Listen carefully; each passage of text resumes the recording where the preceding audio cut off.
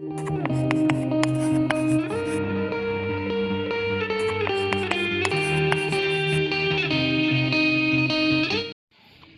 sahabat, saya Mas Andi Fians.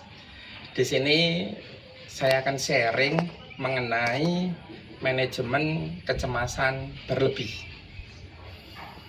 Saya sekarang sedang berada di lantai 2 di kantor saya, yaitu Rumah Hipnotis Solo, di mana ada background pohon mangga dan beberapa bangunan rumah, dan sangat asik sekali untuk berbincang-bincang mengenai manajemen kecemasan berlebih. Beberapa tahun terakhir ini banyak sekali klien kami yang mengalami kecemasan berlebih, di mana kecemasan berlebih ini akhirnya mengakibatkan mengganggu aktivitas keseharian mereka. Ada yang sampai tidak berani keluar rumah, ada sampai yang tidak berani naik motor, ada sampai yang tidak berani ketemu orang, mau ngapa-ngapain takut, mau mandi takut, mau berangkat kerja takut, sendirian di rumah takut, dan lain sebagainya.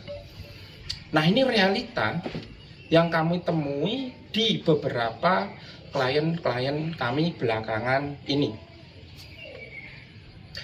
Sehingga ada beberapa dari keluhan kecemasan berlebih ini yang akhirnya menyebabkan psikosomatik atau keluhan fisik ya, yang disebabkan oleh pikiran. Jadi banyak yang bingung itu ya. Waktu dia merasakan sakit misalnya, ini yang sering kami temui, yaitu asam lambungnya sering meningkat ya, sehingga perutnya terasa sakit. Tetapi ketika dicek up di dokter, di medis, itu semuanya normal, aman. Tapi si klien ini masih merasakan sakit. Nah, inilah yang namanya psikosomatik, yaitu sakit fisik yang disebabkan pikiran. Karena pikiran itu 95% mempengaruhi kondisi fisik kita. Jadi pikiranlah ya yang mendominasi klien-klien kami ini mengalami sakit tersebut tadi. Oke, kembali ke kecemasan berlebih tadi. Banyak orang kaget dan bingung, kok tiba-tiba bisa naik motor nggak berani, terus di rumah sendiri nggak berani, terus berangkat kerja nggak berani. Ini bingung, ini penyebabnya apa, kok tiba-tiba dia merasa ketakutan seperti itu. Jadi seperti ngalir gitu aja, tiba-tiba takut. Jadi gitu. Akhirnya setelah dikonsultasikan kepada kami, ada beberapa penyebab kecemasan berlebih ini terjadi pada seseorang.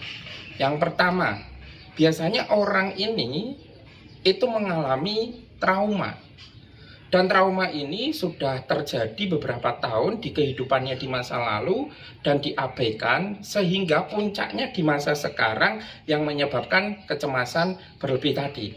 Nah, ini penyebab pertama. Terus penyebab kedua, biasanya orang ini itu selalu memikirkan masa depan yang belum tentu terjadi, dan masa depan ini yang dipikirkan hanya keburukan-keburukannya ya, akibat-akibat buruknya yang belum tentu terjadi. Contoh misalnya si A ini mengalami kecemasan berlebih. Awalnya dia selalu memikirkan keburukan-keburukan di masa depan yang belum tentu terjadi. Mau naik motor, nanti kalau jatuh gimana ya? Jadi gitu. Di rumah sendiri, nanti kalau ada maling gimana ya?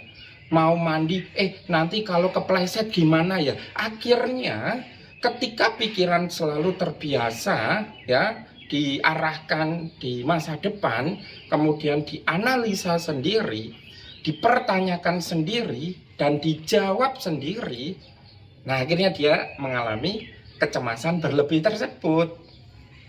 Jadi gitu. Nah, penyebabnya ini diantaranya ada dua ini dan masih ada penyebab-penyebab yang lain.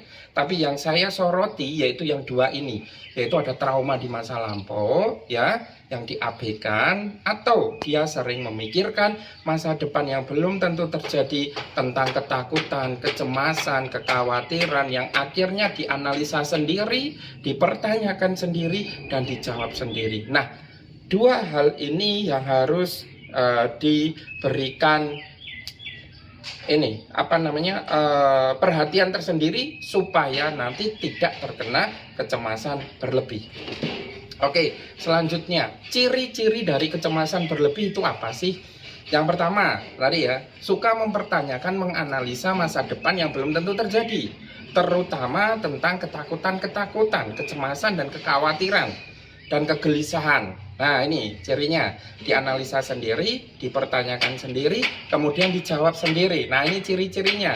Terus yang kedua, dia merasa demotivasi atau motivasinya ini turun, sehingga menyebabkan badannya itu lemes, badannya tidak bergairah, males ngapa-ngapain. Terus yang ketiga, dia biasanya kalau pas beraktivitas ya, dia cepet capek. Jadi gitu. Kalau pas beraktivitas dia cepet capek. Nah, kalau sudah menyerang fisik ya, biasanya kalau nggak kepala suka pusing, dada, jantung berdebar kencang ya, dan perut, asam lambung suka meningkat. Nah, ini ciri-cirinya ya, ketika seseorang itu sudah terkena kecemasan berlebih. Nah, kemudian sekarang solusinya. Bagaimana solusinya supaya kecemasan berlebih ini tidak merembet kemana-mana dan bisa langsung diatasi dengan baik dan benar? Yang pertama, bagaimana cara mengatasi kecemasan berlebih ini? Yaitu stop untuk mempertanyakan keluhan atau kecemasan Anda sendiri. Jadi kalau pikiran ini menganalisa sesuatu tentang kecemasan, katakan pada diri sendiri, stop, dan saya baik-baik saja. Nah, itu untuk manajemennya yang pertama ya. Terus yang kedua, selalu mengarahkan pikiran untuk hadir sepenuhnya di masa sekarang, sehingga pikiran bisa menikmati realita kehidupan sekarang dan menikmati apa yang terjadi sekarang, sehingga fokusnya pada hari ini, saat ini, real time atau waktu nyata sekarang. Karena pikiran pergerakannya itu sangat cepat sekali ya, bisa meloncat bergerak ke masa depan yang belum tentu terjadi, bisa meloncat bergerak di masa lampau yang sudah terjadi, atau bisa hadir di masa sekarang. Itu cepat sekali, bahkan seperti otomatis. Jadi gitu. Tetapi kalau para sahabat semuanya mampu mengendalikan pikiran, melatih pikiran untuk bisa berdamai dengan kecemasan tersebut dan hadir di masa sekarang, maka para sahabat bisa mengendalikan kecemasan itu dengan baik, sehingga pikirannya bisa selalu ke arah tenang. Jadi itu. Oke. Jadi dua ini ya untuk memanajemen cemas berlebih ya. Yang pertama yaitu stop untuk tidak mempertanyakan ya, menganalisa dan menjawab pertanyaan-pertanyaan sahabat dari pikirannya sahabat sendiri, terutama tentang kecemasan dan ketakutan tadi ya, supaya pikirannya juga tidak terlalu jauh memikirkan masa depan yang belum tentu terjadi. Dan yang kedua ya, selalu menghadirkan dan mengupayakan pikiran hadir di masa sekarang, menikmati realita kehidupan sekarang. Oke sahabat, semoga bermanfaat sharing yang sangat sedikit ini dari saya ya.